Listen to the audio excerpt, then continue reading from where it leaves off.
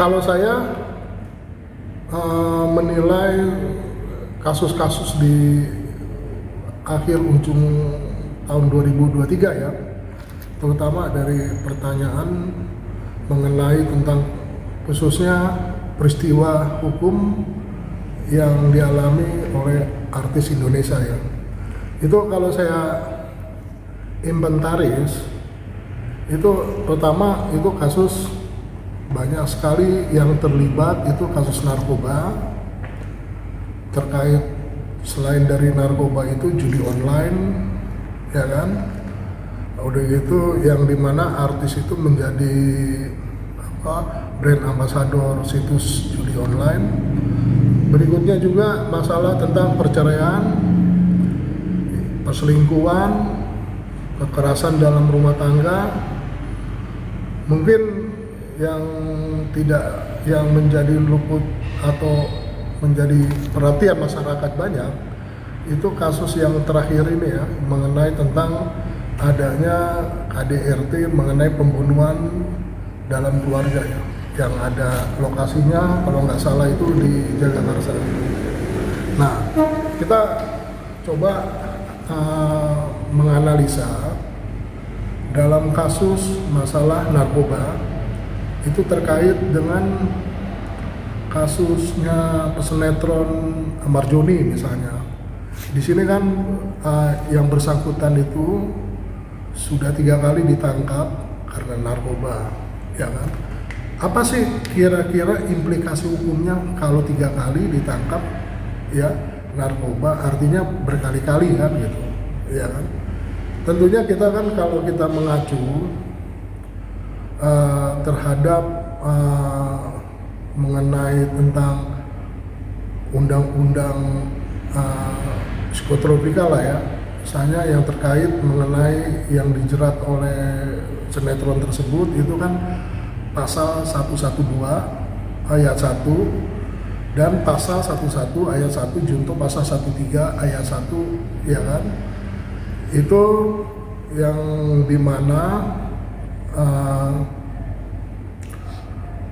kasus tersebut itu ada pemberatan ya, pemberatan nanti pasal-pasal yang nanti diprediksi nanti divonis oleh hakim putusannya itu kasusnya itu mungkin kadar vonisnya lebih berat ya.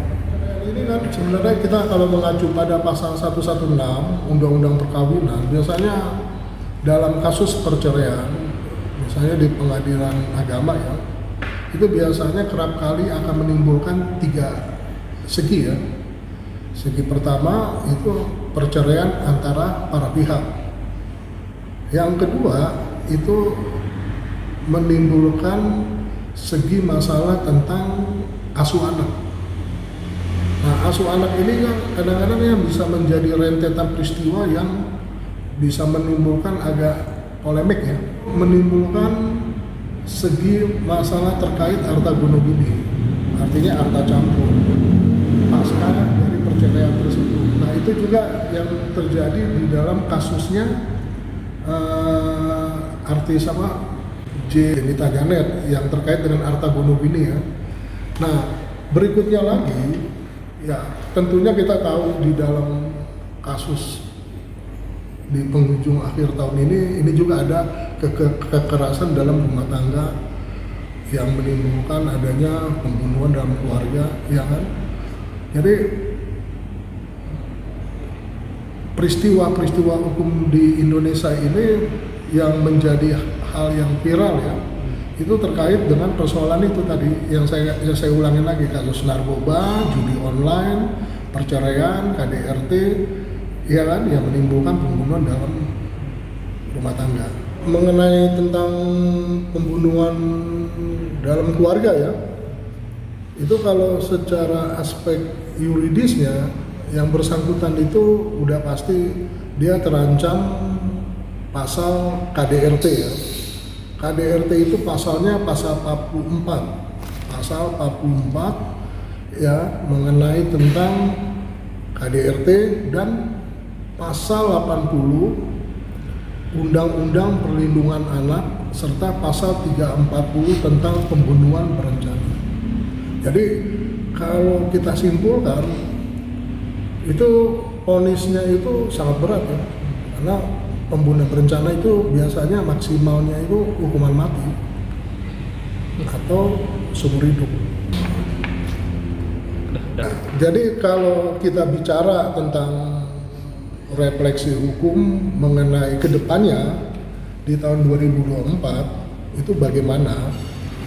Ya tentunya saya berharap ya masalah penegakan hukum ya nanti untuk kedepannya ya, karena kita sudah lihat nih banyak kejadian-kejadian yang anomali hukum lah ya, bisa saya katakan. Kenapa sih itu bisa terjadi seperti itu? Tentunya faktor-faktor tersebut itu mempengaruhi hal tersebut. Misalnya pertama itu masalah faktor hukumnya. Yang kedua itu terkait dengan faktor penegakan hukum.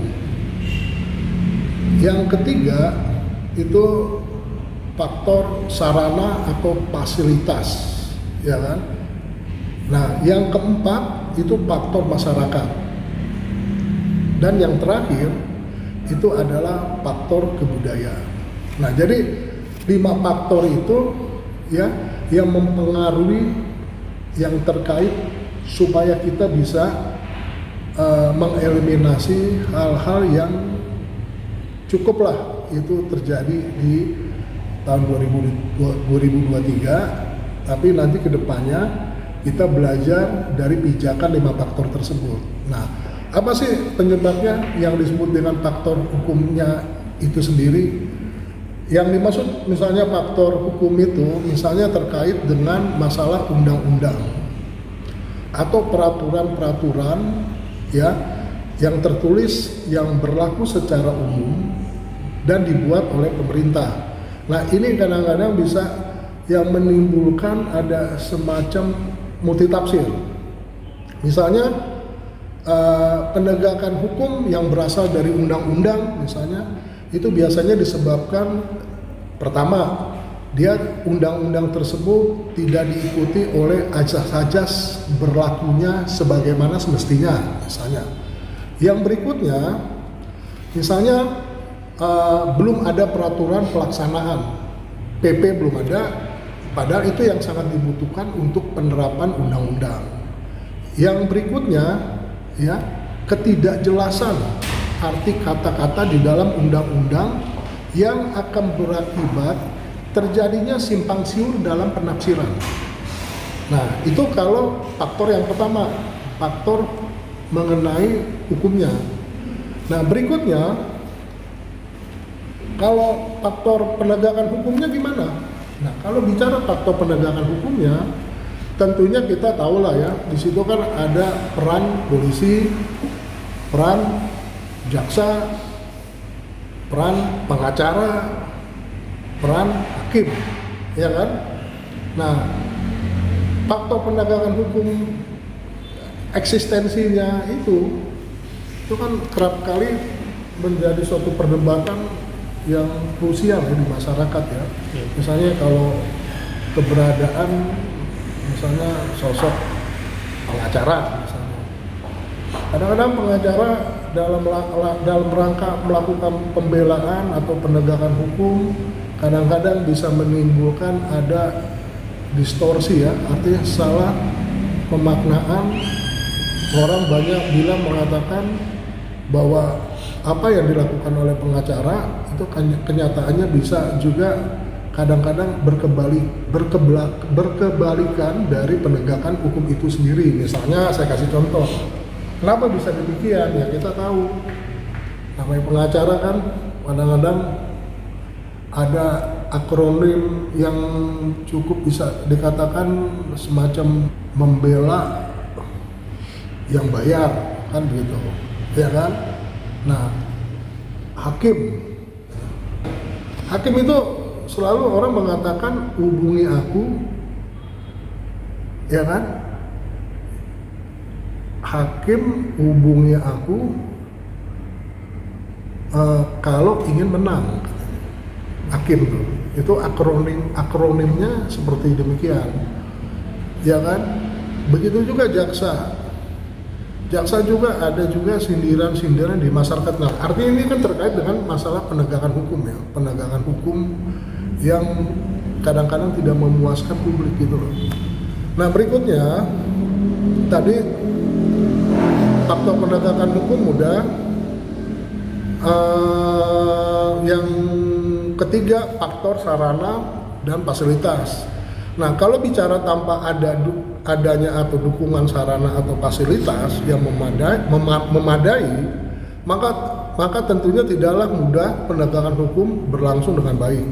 Yang antara lain mencakup tenaga manusia, artinya sumber daya manusianya, human resources-nya itu benar-benar manusianya itu harus mempunyai pendidikan yang tinggi dan terampil, ya kan?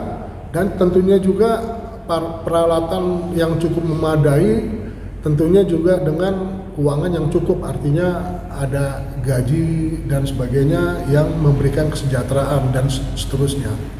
Nah, itu faktor masalah tentang yang terkait dengan yang ketiga ya. Nah, yang keempat ini faktor masyarakat. Nah, faktor masyarakat itu dipengaruhi oleh sudut sosial dan budaya yang merupakan suatu masyarakat yang plural ya, majemuk. Nah, ini dia kata kunci. Karena kita tahu masalah tentang suap, masalah tentang uang-uang siluman, itu kadang-kadang di tengah-tengah masyarakat ini kan suatu hal yang lazim ya. Jadi kadang-kadang budaya korupsi juga itu udah masuk pada titik-titik yang paling bawah. Nah, itu juga seharusnya dikikis ya, harus dihilangkan supaya yang tadi saya katakan bahwa penegakan hukum itu bisa berjalan dengan baik. Nah, yang terakhir nih masalah tentang faktor yang kelima, ya kan, masalah tentang faktor kebudayaan. Nah, faktor kebudayaan itu tentunya kita harus mempunyai budaya yang benar-benar menguatkan tentang penegakan hukum itu sendiri. Misalnya contohnya mengenai bahwa hal sesuatu yang namanya suap itu tidak baik, ya kan? Sesuatu yang namanya menerima gratifikasi itu sebenarnya tidak baik. Jadi budaya-budaya hal-hal yang baik itu harus ditanamkan di dalam masyarakat. Nah, saya rasa terkait dengan 5 faktor itu kalau dijabarkan secara luas itu memberikan juga hal yang signifikan buat penegakan hukum.